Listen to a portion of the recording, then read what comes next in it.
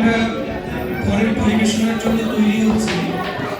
আমি সম্প্রীতির পক্ষ থেকে আমাদের উপস্থিত সব দর্শককে উষ্ণ অভ্যর্থনা, প্রীতি এবং শুভেচ্ছা জানাচ্ছি। আমাদের আমন্ত্রণে সাড়া দিয়ে আজকে যে আপনারা এখানে এসেছেন, এ কারণে আমরা অত্যন্ত আনন্দিত এবং গর্বিত। সম্প্রীতি বাঙালির সংস্কৃতির ধারক হিসেবে থাকতে চায় এবং আগামী প্রজন্মকে বাংলা সংস্কৃতির সাথে পরিচিত করে দেওয়ার জন্য নিয়মিতভাবে এই অনুষ্ঠানগুলি আয়োজন করবে বলে আমরা আশা করছি। আজকে আমাদের যারা দর্শক এসেছেন তারা সবাই হয়তো জানেন যে আমরা বাংলা নববর্ষ আগামী হয়তো দুদিন পরে আমরা মূল নববর্ষটি উদযাপন করতে যাব।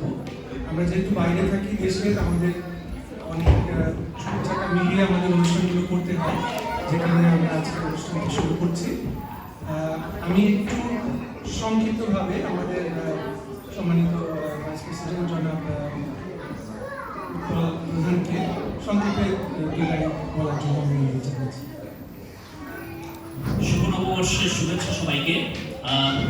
আসলে সম্প্রতি নিউজিল্যান্ডের বুকে নতুন সংগঠন এবং আমাদের সকলের স্বতঃস্ফূর্ত অংশগ্রহণে নববর্ষের মতো একটি অনুষ্ঠান আমরা প্রথমবারের মতো আয়োজন করতে পেরেছি।